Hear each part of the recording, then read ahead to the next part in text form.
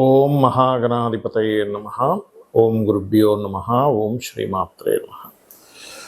మనం ఈరోజు మీరు జన్మించినటువంటి లగ్నం నుంచి మీకు వేటి మూలంగా ధనయోగం వస్తుంది, అదేవిధంగా ఇది మనం చెప్పుకునేటువంటిది జనరల్గా. ఉదాహరణకి మేషంలో పుట్టారు, లేదా వృషభ లగ్నంలో మీరు పుట్టినప్పుడు వృషభ లగ్నం ఉంది, లేదా మిథున లగ్నం ఉంది, కర్కాటక లగ్నం ఉంది. అలా దాన్ని బట్టి సెకండ్ లార్డ్ ఎవరు, ఆ గ్రహం ఎటువంటి ధనయోగాన్ని ఇవ్వడానికి ఎలిజిబుల్ అయింది, సెవెంత్ లార్డ్ ఎవరు, అంటే ధనం ఎందుకు మీకు నిలబట్టడం లేదు, అదేవిధంగా మీకు జాతక చక్రంలో వ్యాపారం మూలంగా ధనయోగం ఉందా, లేదా ఉద్యోగ రూపంలో ధనయోగం ఉందా, మీ లగ్నానికి ఎటువంటి మహాదశలు వస్తే ధనయోగంగా మారతాయి అనేటువంటి అంశాలని చెప్తుంది నేనైనప్పటికీ కూడా చెప్పిస్తుంది సాక్షాత్ లలిత అమ్మవారిగా భావిస్తూ ఒక్కొక్క లగ్నం గురించి తెలుసుకుందాము. అదేవిధంగా అసలు వ్యాపార యోగం కనుక ఉన్నట్లయితే ఏ గ్రహం ఏ గ్రహంతో కలిస్తే ఎటువంటి వ్యాపారాల్లోకి వెళ్తారు, ఎటువంటి సమయాల్లో వ్యాపారాల జోలికి వెళ్ళకూడదు, ఎటువంటి సమయాల్లో వ్యాపారాలకు వెళ్తే బాగుంటుంది అనేటువంటి విషయాలు కూడా నేను చివరిలో చెప్తాను. వీడియో చివరి వరకు చూడండి. వృశ్చిక లగ్నము, వృశ్చిక రాశి. వృశ్చికం వారి కనుక చూసుకున్నట్లయితే ఇక్కడ మీరు మీ లగ్నం వృశ్చికం, దీనికి ఉండే గొప్ప లక్షణం ఏమిటి, ఎక్కువ శ్రమ పడగలుగుతారు, అలిసిపోరండి తొందరగా వృశ్చిక లగ్నం వారు. అబ్బో చాలా ఇదిగా ఉంటారు. కాకపోతే కాంపిటీషన్ లక్షణాలు అధికంగా ఉంటాయి. ఎవరు చెప్పక్కర్లేదు, ఏ చిన్న విషయమైనా కొంచెం కాంపిటేటివ్గా తీసుకుంటారు.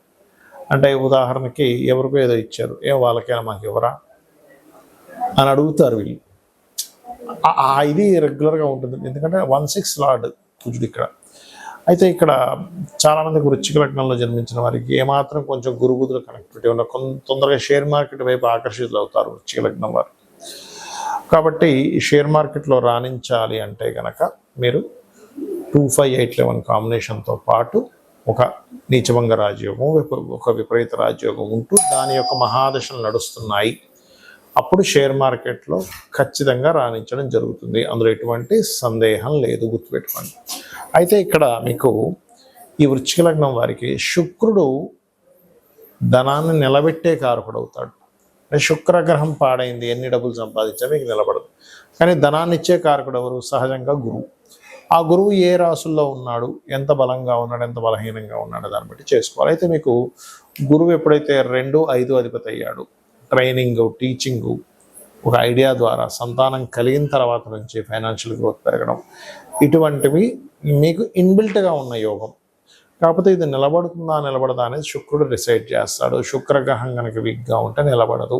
అప్పుడు డబ్బు నిలబడడం కోసం మీరు ఇటువంటివి చేస్తూ, అదేవిధంగా ఇంట్లో కూడా, గృహంలో కూడా చాలామంది తెలియక నైరుతిలో బీరువా పెట్టుకుంటారు, బరువు అని, మంచిదే కాదనట్లేదు. కానీ ఒక్కోసారి టిల్ట్ అయినప్పుడు ఆ దక్షిణ నైరుతికి వెళ్ళిపోతుంది ఆ జోన్ అనేటువంటిది. అప్పుడు ఏంటి, దక్షిణ నైరుతి మృదే పురుష త్యాగ మందిరం అని చెప్పారు శాస్త్రంలో. అంటే బాత్రూమ్లు, లెటర్లు కట్టుకోవయ్యా అని చెప్పారు. అది వేస్టేజ్ జోన్గా మారిపోతుంది. మీరు తీసుకెళ్ళి బీరువా అక్కడ పెట్టి, అది వేస్టేజ్ జోన్లో ధనాన్ని పెట్టి, ఆ వేస్టేజ్ జోన్ ద్వారా మీకు ధనం వేస్ట్ అవ్వడం జరుగుతుంటే కనుక పెద్దగా యూజ్ ఉండదు. మరొక విషయం ఏంటంటే, మీరు ఇంట్లో, గృహంలో కూడా ఉత్తరం వైపు కంప్లీట్గా వైట్ కలర్ ఉండేలా చూడండి. మరియు దీంతోపాటు ఎక్కువగా మీరు నామము ఫైనాన్షియల్ గ్రోత్ పెరగడానికి ఓం ధర్మాధ్యక్ష, ధనాధ్యక్ష, ధన ధాన్య వివర్ధిని నమః అని చేసుకోండి. అన్ని విధాలా బాగుంటుంది. ఇక్కడ మనకి ధనం అనేటువంటిది వ్యాపార రూపంలో వస్తుందా, ఉద్యోగ రూపంలో వస్తుందా అనేటువంటి విషయం జ్యోతిష్ శాస్త్రంలో చాలా స్పష్టంగా ఉంటుంది.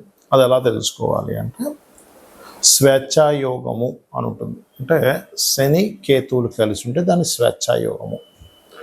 అది జన్మజాతకంలో 159 యాక్సెస్లో ఉండొచ్చు, లేనట్లయితే రాశి చక్రంలో ఒకే దగ్గర కలిసి ఉండి, లేదా ఒక్కొక్కసారి ఒకే రాశి సంబంధాలు అంటారంటే అది తక్కువగా పనిచేస్తుంది. అంటే వృషభం, తుల చూడ్డానికి షష్టాష్టకాల్లో ఉన్నప్పటికీ, అదేవిధంగా మేషము, వృశ్చికము, మకరము, కుంభము, ధనస్సు, మీనము, మిథునము, కన్య, కర్కాటక, సింహరాశుల్లో ఉంటే కూడా అది కొంత కనెక్టివిటీ ఉంటుంది. అయితే 159 యాక్సెస్లో కలిసినప్పుడు స్వేచ్ఛాయోగం. అప్పుడు అలాంటి వారికి ఏంటంటే ఉద్యోగం మీద ఇంట్రెస్ట్ ఉండదు, వ్యాపారం చేయాలనే ఉంటుంది. కాకపోతే ఈ కాంబినేషన్ ఉన్నప్పుడు కొన్ని ఆటంకాలు కూడా లైఫ్లో జరుగుతాయి.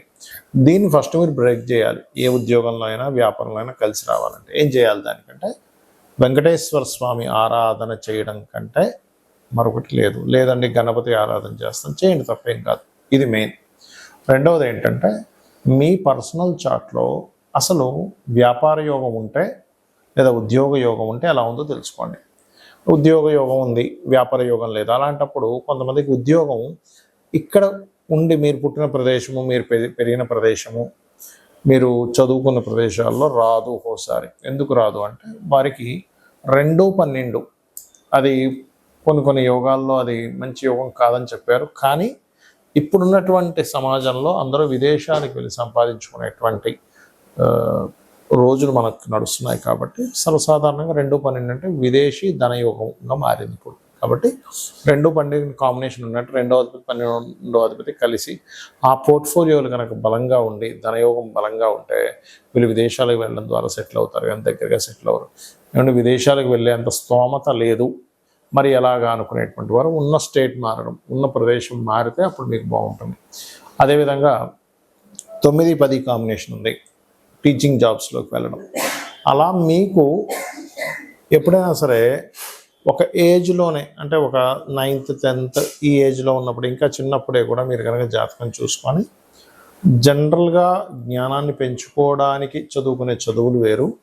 మీరు పలానా ప్రొఫెషన్ తీసుకుంటాను అన్నప్పుడు దానిలో ధనయోగం ఉందా లేదా అన్నప్పుడు మీ ధనాధిపతి ఏ ప్రొఫెషన్కి కనెక్ట్ అయ్యి ఉన్నాడో తెలుసుకోవాలి. అప్పుడు మీకు ఉదాహరణకి కుజుడితో సంబంధాలు కలిగి ఉన్నాడు, అప్పుడు IPS IAS మన ఏదైతే మనకి చూడండి పోలీస్ డిపార్ట్మెంట్ ఇట్లాంటి వాటిల్లోకి వెళ్తే మీకు కెరియర్ అనేది బాగుంటుంది. లేదా దశమాధిపతి ఎలా ఉన్నాడు, లేదా D10 చార్ట్, దశాంశ చక్రము అంటారు.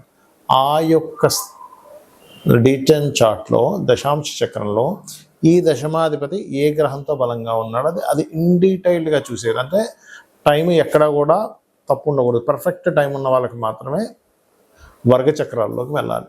ఈ రకంగా చూసుకోవాలి. అంటే మొట్టమొదటిగా మీకు ఇక్కడ ఉందా, విదేశాల్లో ఉందా, లేదా ఉన్న ఊరు మారితే ఉందా.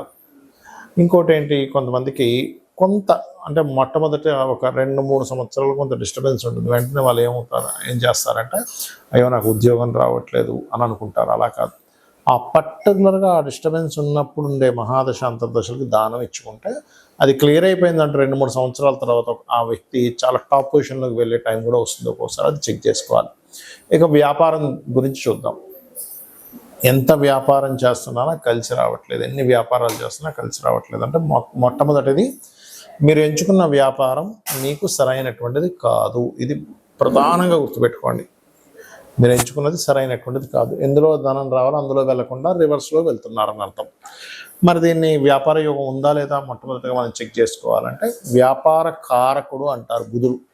ఆ బుధుడు మీ జన్మజాతకంలో ఎలా ఉన్నాడు, పాపకత్తెల్లో ఉన్నాడా, ఎన్ని వ్యాపారాలు చేసినా మీకు ఏదో కొంతకాలం కలిసి వచ్చినగా వస్తుంది, తర్వాత నష్టపోతుంటారు, మళ్ళీ అప్పులు తెస్తారు, మళ్ళీ వాటిని తీర్చుకుంటూ ఉంటారు, అలా అమ్ముతారు జమ్ముతారు, ఇలా నడుస్తూ ఉంటుంది. అలా కాదండి, బుధుడు చాలా బాగున్నాడు, ధనాధిపతి బాగున్నాడు, లాభాధిపతి బాగున్నాడు, ఆలోచన స్థాన కారకుడు బాగున్నాడు, సప్తమాధిపతి బాగున్నాడు, అప్పుడు ఖచ్చితంగా బాగుంటుంది. అంటే ఏమిటి, ఇక్కడ మీ జన్మజాతకంలో కనుక సప్తమాధిపతి బాగుంటే పార్ట్నర్షిప్స్ ద్వారా మీరు వ్యాపారాలు యోగిస్తాయి. అలా కాదండి, వ్యాపార కారకుడు బుధుడు లేదా ధనాధిపతి ఏ గ్రహంతో కలిసి ఉన్నాడో చూసుకోండి. ఉదాహరణకి వరుసగా ఒక్కొక్క గ్రహాన్ని తీసుకుంటే మీకు రవి గ్రహంతో కలిసి ఉన్నాడు, మెడికల్ ఆరోగ్యాన్ని ఇచ్చే దాంట్లో బాగా కలిసి వస్తుంది. మీకు మెడికల్ షాప్ కావచ్చు, హాస్పిటల్స్ కావచ్చు, మెడికల్ రిలేటెడ్ ఆరోగ్యాన్ని ఇచ్చేటువంటి న్యూట్రిషన్స్ కావచ్చు, మీరు చేసేటువంటి ఏ వ్యాపారమైన ఆరోగ్యానికి సంబంధించింది ఖచ్చితంగా బాగుంటుంది. చంద్రుడితో కలిసి ఉన్నాడు, టూర్స్ అండ్ ట్రావెల్స్, అయితే ఇక్కడ శుక్రుడు కూడా బాగుండాలి. టూర్స్ అండ్ ట్రావెల్స్ లేనట్లయితే ఫుడ్ రిలేటెడ్ బిజినెస్లు, మెడిటేషన్ సెంటర్స్, ఆహ్లాదాన్ని కలిగించేటువంటిది, బట్టల షాపులు, ఇవన్నీ కూడా బాగుంటాయి. కుజుడితో కలిసి ఉన్నాడు, అలాంటప్పుడు ఏంటి సెక్యూరిటీ సర్వీసెస్ లేదా పెద్ద పెద్ద మిషనరీస్ లేదా అగ్నికి సంబంధించిన గ్యాస్ రిలేటెడ్, అంటే ఏదైనా సరే మిషనరీ పవర్ రిలేటెడ్ సంబంధించిన బాగుంటాయి. ఈ పవర్ రిలేటెడ్ సంబంధించిన దాంట్లో రవి గన కనెక్టివిటీ అయితే అప్పుడు ఏమవుతుందంటే సోలార్ ఎనర్జీస్ లాంటివి వాటి ద్వారా డబ్బులు వస్తాయి. మరి బుధుడే అయ్యాడండి మీడియేటింగ్, మార్కెటింగ్, డిజిటల్ మార్కెటింగ్, అడ్వర్టైజ్మెంట్లు, ఇట్లాంటి వాటి ద్వారా వస్తుంది. గురువు కనెక్ట్ అయ్యాడు, teaching related, guiding related, consultancy related, వీళ్ళతో ధనాధిపతి, లాభాధిపతి, సప్తమాధిపతి ఈ కలయికలు ఎంత బలంగా ఉన్నాయి. మంచి నీచభంగ రాజయోగం ఉంది, అద్భుతమైన స్టేజ్కి వెళ్తారు. లేదండి అంత పెద్దగా లేదంటే చిన్న వ్యాపారం ఏదో చేస్తూ బతుకుతారు. ఎందుకంటే వ్యాపారం అనేది రోజుకి ఒక 500,000 రూపాయలు సంపాదించేది వ్యాపారమే అవుతుంది. రోజుకి కొన్ని 100 కోట్లు టర్న్ ఓవర్ చేసేటువంటిది కూడా వ్యాపారమే అవుతుంది. అయితే వీళ్ళ యొక్క వ్యాపారం యొక్క బలం ఎంత ఉంది అనేది మహాదశ, అక్కడ ఉండేటువంటి గ్రహాల యొక్క కలయిక, అక్కడ పట్టినటువంటి యోగాన్ని బట్టి డిసైడ్ అవుతుంది. ఇక అదేవిధంగా శుక్రుడు కనెక్టెడ్, అందము, ఫ్యాషను, బ్యూటీ రిలేటెడ్ సంబంధించినవి, స్త్రీలకు సంబంధించినవన్నీ శుక్రుడు. అదేవిధంగా రవి బంగారానికి కూడా వస్తుంది, అంటే బంగారు వ్యాపారాన్ని రవి కూడా వస్తుంది. శుక్రుడు కొన్ని అందమైనటువంటి వస్తువులు ఇవన్నీ కూడా. శని కన్సల్టెన్సీ సెంటర్స్లో ముఖ్యంగా జాబ్ కన్సల్టెన్సీ, లేబర్స్ని పంపించి వాళ్ళ ద్వారా, ఇప్పుడు కొంతమందిని కన్సల్టెన్సీ కొన్ని ఉంటాయి. ఎలా అంటే వాళ్ళ దగ్గర నుంచి మనిషి మన దగ్గరికి వస్తాడు, ఆ వ్యక్తికి ఆయన ఇచ్చేది ఒక 20,000 అయితే మన దగ్గర 22,000, 23,000 తీసుకుంటాడు. ఆ 3,000 మార్జిన్ పెట్టుకుంటాడు లేబర్ని సప్లై చేసి అలా. లేదా ఆయిల్ బిజినెస్లు, లేనట్లయితే ఐరన్ బిజినెస్లు, ఇవన్నీ శాటర్న్ ఇస్తాడు, గుర్తుపెట్టుకోండి.